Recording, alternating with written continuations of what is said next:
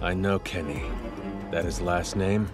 There are three important families in Attack on Titan: Ackerman, Fritz, and Jaeger. Once known as the King's right hand, now a nearly extinct family bloodline, the Ackerman clan is just built differently. No, literally, the Ackerman clan are made up of Attack on Titan's super soldiers. Even early on, we knew something was up with Levi and Mikasa, but we never really knew what it was. It turns out the Ackerman bloodline allows them to call upon the battle experience of past Ackermans. But how did they get this power? Who else had it? We'll answer these questions in due time.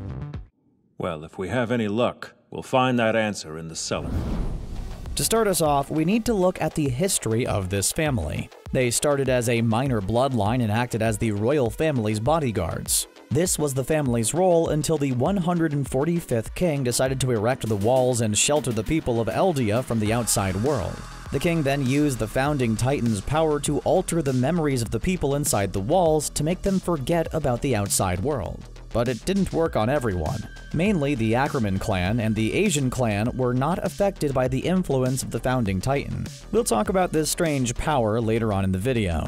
When it was discovered the Ackermans were immune to this kind of mind control, the royal family persecuted any clan who did not fall in line. Even after years of loyal service to the crown, the Ackermans stood up to the royal family. You might be wondering how this family of powerful warriors could be forced to flee. Other military forces like the interior military were sufficient in persecuting the Ackermans. Many of them died, and the Asian clan was pushed to the brink of extinction. They were expelled from the interior and had to flee to the underground city. Some Ackermans joined the Asian clan and left to live out in the far reaches of the wall, outside of the king's direct influence. This is where Mikasa's family ended up. This witch hunt for them only stopped when the patriarch of the Ackerman family sacrificed himself several generations ago. He gave himself up to the king, but not before telling the rest of his family to keep quiet about life outside the walls.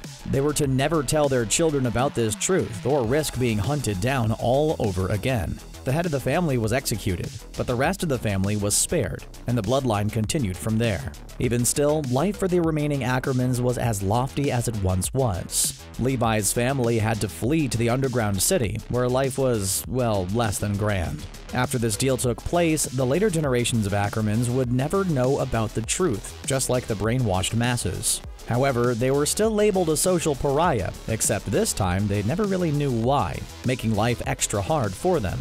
This wouldn't stop until Kenny Ackerman tried to assassinate Yuri Rice. The attack failed, but rather than having Kenny executed, Yuri apologized to Kenny for the actions of past monarchs. That moment officially ended the persecution of the Ackerman clan, and Kenny became Yuri's right-hand man. Kenny served the royal family once again, but still was ignorant to why he and his kin were hated so much. On his deathbed, Kenny's grandfather told him the whole story, everything from the crown's power to control the people to why the Ackermans were hated. In his words, they weren't so much hated, but feared. Other Ackermans were not afforded these kinds of opportunities. Kuchel Ackerman, Levi's mother and Kenny's younger sister, found work at a brothel in the underground city.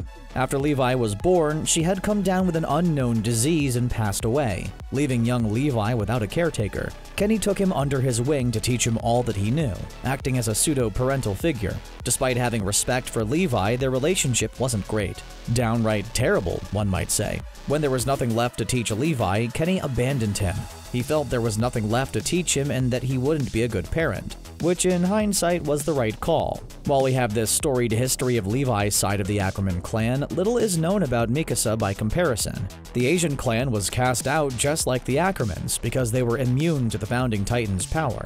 However, unlike the Ackermans, the Asian clan was persecuted almost to extinction. Mikasa's mother was part of the Asian clan and her father was an Ackerman. Later on, we learned that Mikasa's mother was a descendant of the Hizuru royal family. Hizuru was the land the Asian clan hailed from before moving to Paradise Island. We mentioned before that there is something special about the Ackerman clan. Why were they immune to the founding Titan power?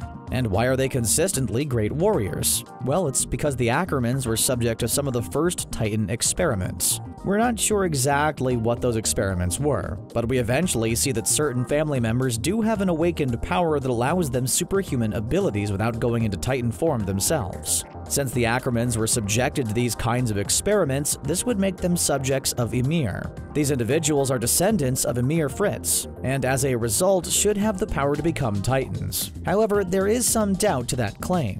The founding Titans' power to control people's memory should also control subjects of Ymir. However, they have no effect on the Ackermans. Kenny's grandfather suggested that this might be because they are not actual subjects of Ymir, but something else entirely. What that is, we still don't know fully. Levi describes this power as knowing exactly what needs to be done in a given battle. Once awakened, an Ackerman has all the battle experience of their ancestors before them using paths. Now this all sounds well and good, and it explains why Levi and Mikasa are so stacked, but it is not an automatic power. This would explain why other Ackermans like Kuchel did not have this kind of power. It needs to be activated by a severe instance of trauma. For Mikasa, it was seeing her parents being murdered by human traffickers. When her powers were finally awakened, she killed one of the traffickers with so much force that the knife handle broke, and the floorboards of her house snapped under the weight of her kick. This suggests that these awakened powers are more as a means for survival than an actual superpower. Fight or flight on steroids, if you will. But what are these paths? It's how Ackermans can tap into the past experiences of past relatives. But they're more than that. Paths are channels that connect all subjects of Ymir and all Titans together. For Titans, this is used for a variety of things such as wills and memories from subjects to Ymir to the flesh and bone that make up Titan bodies. The Ackermans are also not the only ones who use paths among the humans. The Fritz family has a similar path that is passed down through blood. The memory to renounce all war is strong within the Fritz bloodline. These paths seem to transcend time and space. Eren Kruger had memories of meeting Mikasa and Armin before the two were even born. These paths are more akin to magic almost. I mean, it would have to be with all the stuff these paths can do. The question remains, are these physical paths or are they merely intangible? Paths are invisible in the physical world, but they become real once someone crosses into the unknown land. Here, the ground is made of light, and paths appear as streaks in the sky similar to auroras. In this unknown land, time is irrelevant, conflicting and fluid. Someone who enters the unknown land could feel like they're trapped there for years, but only be away for a moment. Ymir Fritz inhabits this land, and while she is largely responsible for Titan transformations and regeneration, she doesn't have anything to do with the Ackerman clan's path. Though as possible subjects of Ymir, that might change in the final season. Again, we still don't have the full picture.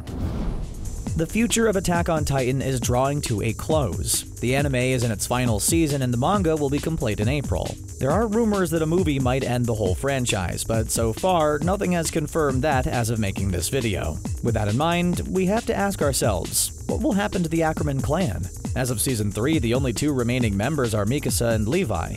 Their past has been checkered at best. While Eren worshipped the ground Levi walked on for his rank and mythical status as humanity's strongest soldier, Mikasa disliked him almost immediately. This was due to Levi beating the ever-loving snot out of Eren during his military trial. Understandably, the two were bitter allies. Mikasa fought alongside Levi but did not trust him or even like him, swearing that one day he would pay for what he did to Eren. However, as the series continued, Mikasa grew to trust Levi. Due to their blood relation and similar strength and intelligence, they saw each other as trusted allies. It's very likely the two will stay on good terms as acquaintances, but never really develop a friendship. Mikasa and Levi would most likely seek different paths, if they're alive at the end of all this. In Attack on Titan, no one is spared from death. It's very possible that before this franchise ends, both could end up dead. In the event that both end up making it out alive, their lives would be far from normal. There are rarely happy endings in Attack on Titan either.